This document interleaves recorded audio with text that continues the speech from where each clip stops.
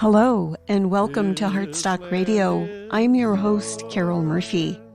Thank you so much for joining us. And this week's guest is James Nadiope, and he's going to be with us in just a moment and tell us all about his enterprise. He's working with Justice Tourism Foundation in Uganda. Just a moment, he'll be with us and tell us all about what he is up to there. And remember that you can email us at heartstockradio@gmail.com.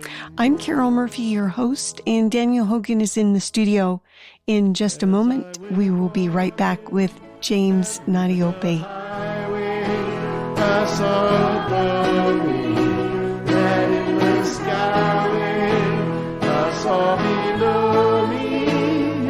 Golden Valley, it's when was made you and me. I roam and ramble. Welcome again. This is Heartstock Radio. I'm your host, Carol Murphy. Our guest this week is James Nadiope, and he is speaking with us from Uganda. Hello, James. How are you? Hello, Carol. I'm doing well. It's nice to hear from you. So where in Uganda are you speaking with us from? I am speaking right from the capital city of Kampala. It's in the evening. I'm looking forward to this opportunity to share through your radio broadcast, and I want to say thank you so much for this opportunity. Oh, and thank you, James. Can you give us a little introduction? What is Tourism Foundation, Justice Tourism Foundation, and what it is that you do there? Justice Tourism Foundation is a social tourism organization. We do tourism differently from the traditional way or the conventional way of doing tourism. Our focus is a little bit different from the other tour agents. Ours is that we do tourism based on justice and fairness. We focus on using tourism to help or to uplift the livelihoods of the local communities at the destinations here in Uganda. Was there a particular pain point or something that wasn't working in a more traditional model for tourism that you wanted to kind of solve for by creating your organization? Yeah, one of the areas that the traditional tour agents that were not really doing is all about sustainable tourism. And when we talk about sustainable tourism, it's inclusive of the local communities at the destinations. And that means that what the other tour agents were not doing was basically not including the local communities in their focus or in their perspective. The other tour agents were basically focusing on places, but we realized that Uganda as a country is not all about places. It's about the people, the culture, the food, the music. And so our Justice Tourism Foundation focuses on directing the travelers to the local communities, connecting them with the communities where they are able to listen to the stories of the villagers, of the people in the community. They are able to share their food, their culture, their lifestyle, and also participate in the day-to-day activities that the communities are involved in. And so that way, they are able to know the country and experience its culture from the eyes of the local people. Well, that sounds like an awful lot of fun, among other things, and educational. I'm just wondering, James, if you can share a little bit about your background, where you might have gone to school, things that have influenced you along your journey and your path? Well, my educational, I would say, journey wasn't that easy, though I was raised up in a very well-off family. But unfortunately, when I was in my second year in my high school, my daddy passed away, and that created a little bit of a gap in my studies. But it did not really hinder my goals, to pursue my goals or to pursue my dreams. But somehow the journey has been with a lot of hurdles, a lot of mountains, and I would say a lot of valleys to go through. It wasn't easy for me to raise school fees for my studying, from primary to high school to university. It has been a big challenge, but all in all, I was able to get into university. In my family, I was the first person to enter into university and graduate with a Bachelor of Theology. And to me and my family, that has been a great achievement. Where did you go to school? In my primary school, I went to several primary schools here in Uganda are like the elementary schools probably in the United States. Because my father was a medical surgeon working with the government hospitals at that time, he used to be given transfers from one hospital to another hospital. And then during those process of transfers, my father and the rest of my sibling and my mom would also, of course, follow my father's transfers. And so in that process, I attended several schools during my elementary studies. And so I would only probably mention one where I graduated with my elementary level, and that was Magua Primary School in Jinja, which is about 80 kilometers east of Kampala. And also I studied my high school also in Jinja, a school that's known as St. James Secondary School. And thereafter, I joined the African Nazarene University, which is based in Nairobi, Kenya, where I studied my Bachelor of Theology degree. And then how did you kind of progress? What were the different activities and organizations that you were involved with before founding Justice Tourism Foundation? I had pursued a Bachelor of Theology, and so prior to my involvement with Justice Tourism Foundation, I've been involved with church ministries where I have worked as a youth leader in a local church with the Full Gospel churches in Uganda. I've also worked with one of the international organizations, which is really based in the United States of America, but it has, I would say, branches across the globe, and this is Youth with the Mission.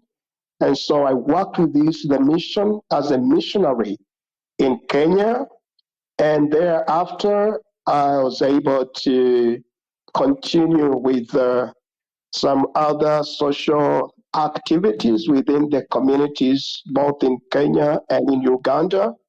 And later on, I was able to start the African Child Foundation, which was able to focus on helping the street children and orphans get a better and constructive future through education. I would say my main area of ministry has really been in social activities, reaching out to kids in the streets, reaching out to orphans, reaching out to widows. And this has been one of the, I would say, the gist and the focus for my life, to see how best I could help these disadvantaged children and the vulnerable women and widows. And how does all that tie in with tourism? At what point did you see that tourism was going to assist you in these efforts? Yeah, I looked at tourism from a different angle.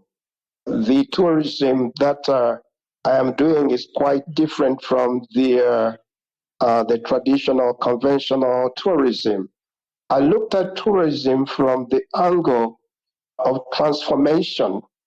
I realized that travelers were not just tourists. From my perspective, I looked at the travelers as seeds of positivity.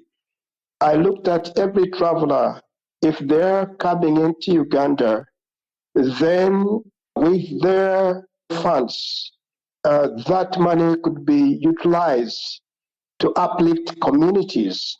And so our tourism does not only focus on the wildlife, but as I said earlier, it focuses on introducing the travelers into the communities where the tourists or the guests or the travelers can spend their money into the communities, which could uplift the economy of the local communities. And also, I looked at the traveler, just as I said, as a seed where I would introduce them to the community projects and encourage them to participate into some of the local project initiatives.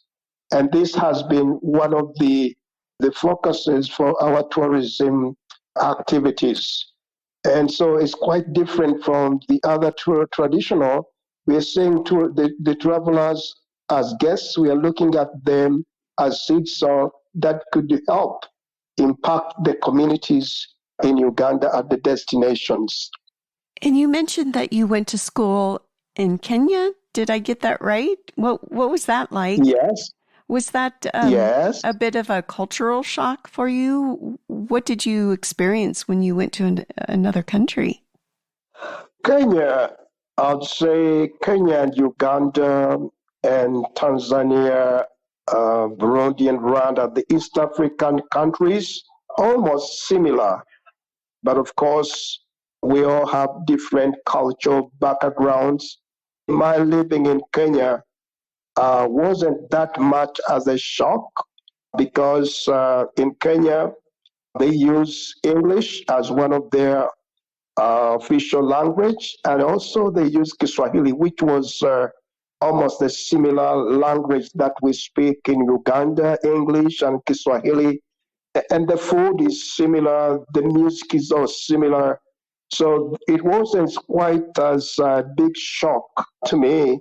I was able to integrate and connect with, of course, with the communities there, but also the university that I went to had an international perspective. And so we had students from all over Africa and some from the United States too. So we were able to integrate with one another and be able to connect easily. Mm. We're going to take our little break here. And when we come back, I'd love to talk more about when you founded your enterprise and a little bit more about what you do. This is Heartstock Radio. In just a moment, we shall be back with James.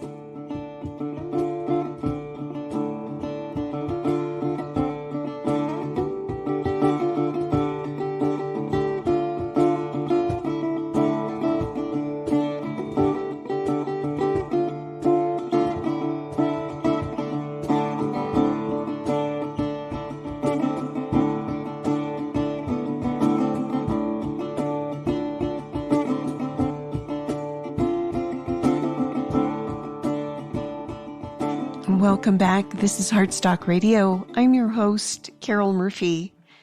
We were just talking about James's experience going to school outside the country, and he is the founder and the CEO of Justice Tourism Foundation.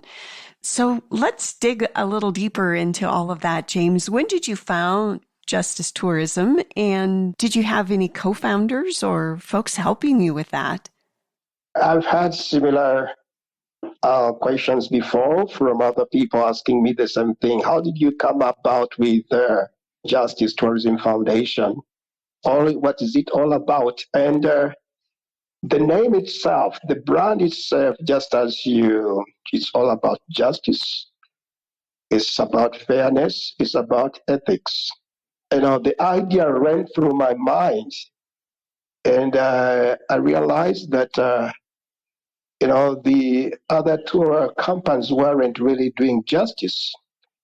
They weren't fair to the communities where the tourists go through, where the travelers go through. They weren't fair to them. All what was being done was like the tourists or the travelers would just go through the compounds of the guests, and their focus would be like looking for the wildlife. And to me, that was not fair, because I realized that the wildlife, the animals which the tourists have come to watch, are being conserved or kept safe by the local communities. These local communities weren't really benefiting from the tourism revenue. And that compelled me, triggered me to start Justice Tourism Foundation, to create tourism that is fair, ethical, and inclusive of the communities, to realize that it's important for them, the local communities, to benefit from the revenue that's got from the from the tours or from the tourism activities. And so in 2017, Justice Tourism was born, and with the focus of creating opportunities for the local communities through tourism, introducing the guests in their communities, and connecting the guests with the local communities. And this is how the idea is all about. And we've been doing this for the last, say, 5 years now. Were there any advisors or other organizations that helped you back in 2017 get all of this off the ground? Not really. No organization, no partners, not even a government agents were able to help me to get this out. It was all my own initiative. It was all my own idea. All what I did was to share this idea with some of my family members, and this includes my grown-up children, and who really embraced the idea, and they became part of the vision, part of the mission. And so this is how it's all being run, not as a family organization. Of course, we have other members of the management that are helping out currently to make our vision and mission successful. Can you tell us a little bit about the experiences, both from a community standpoint and a tourist, from the tourist perspective? What are some of the impacts that you've seen? I want to say that just as I said earlier, that we don't look at the tourists as tourists as per se. Justice Tourism Foundation looks at every tourist as a guest. That's one point. We look at them as guests. And so because we take all the travelers as guests, therefore we introduce our travelers into the communities.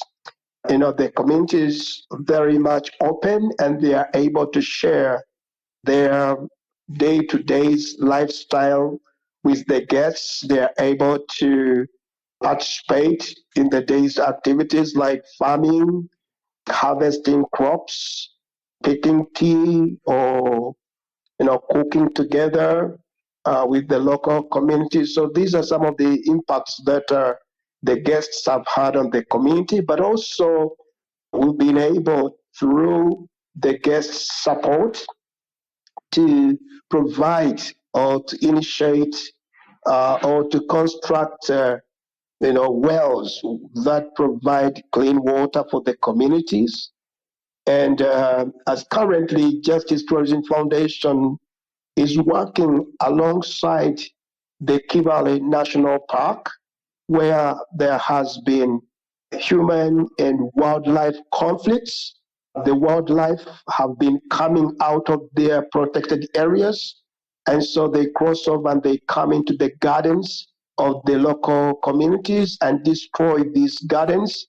And so, as Justice Tourism Foundation, with the help and support from the guests, that's our travelers, we have been able to construct the beehives, and these beehives have been hung on the boundaries of the national park protected area. With that process, the wildlife cannot cross over to come into the gardens of the local people because they fear to be attacked by the bees.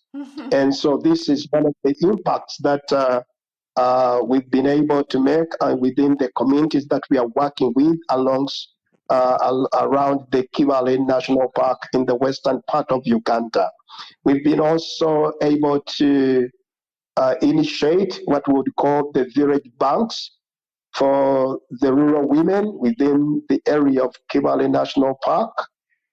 These village banks work as a center where the rural women are able to get unsecured loans to be able to boost their small enterprises or small businesses. And so all these initiatives have been able to come out through the introduction of the guests into the communities who have been able to share, to feel the need and see the challenges which the communities are facing. And so they share their feelings and their struggles, and they're able to donate towards these project initiatives for the communities. So maybe you can talk a little bit about some of the partners that have helped you achieve these successes with the bees and the banks. That almost is poetic. Yes, the bees are quite, you can't really cross their areas. And so we decided to put the beehives around the gardens to be able to protect the communities from the wildlife. And this has had a great impact. So the local communities have been able to harvest their crops without the interruption of the wildlife. And this is such a great achievement. Were there bee experts that helped you with this? Or any partners that have helped you? I want to say that, as I said earlier, that we do tourism from a different perspective. Our guests stay a little bit longer in the communities, and in that process, they become part of our partners to help in some of our project initiatives. And I would like to mention a few like organizations that were able to visit us, as in a corporate group of guests from the Wings of Hope, and this is based in Switzerland. And we were also individual guests have been, I would say, our partners as they stay with us in the community. They are able to become part of us and help these initiatives. This is how we've been able to, uplift the livelihoods and the standards of the communities that we are working with here in Uganda. We only have about 2 minutes left, and I'm hoping you can share with us a little bit about the future. What big plans do you have coming up? And Yeah, then we'll end with some information on how folks might be able to find you, James. Yeah, we are looking at our future as an organization. We have quite a lot of stuff to do. We are still a young organization. We are not that big. Our future is still, with such great opportunities, but we are looking at how we could improve more of expand our activities in more communities, especially in terms of providing clean water for the local communities that are living around the Kibale National Park, which is quite a remote rural area. And, most of the people living in these communities are extremely very poor. And, the state of their hygiene, the basic things like water, are really scarce. And so, as an organization, we are looking at how we could improve and the access of clean water for these communities. And how might folks find you, James, if they'd like to get involved or learn more? Yes. For those that want to link with us, they can find us on LinkedIn. My profile and my organization's profile are found on LinkedIn. James Nadiope is my profile on LinkedIn. And you can also reach out through our website, which is www.justicetourism.org. And that's how you can reach us. Sounds like my kind of tourism. And thank you so much for sharing your story. And thank you for the work that you're doing, James. We appreciate you. Thank you. Mm-hmm. Thank you. Thank you for this great opportunity, for granting me to use your platform to share our vision, our mission, and our work here in Uganda. And I really appreciate it. And I pray that probably if there is any other opportunity, that you can always welcome me again. Indeedy. This is Heartstock Radio. As usual, we will be back next week. Until then, peace. And all around me, a voice was sounding. This land was made. Heartstock Radio is a production of KBMF 102.5 Butte America Radio. Hear our programs every Friday at 5 p.m. Mountain Standard Time via livestream at butteamericaradio.org. The voice was chanting as the fog was lifting. This land was made for you and me. As I went walking, I saw a sign there, and on the sign it said, "No trespassing." But on the other side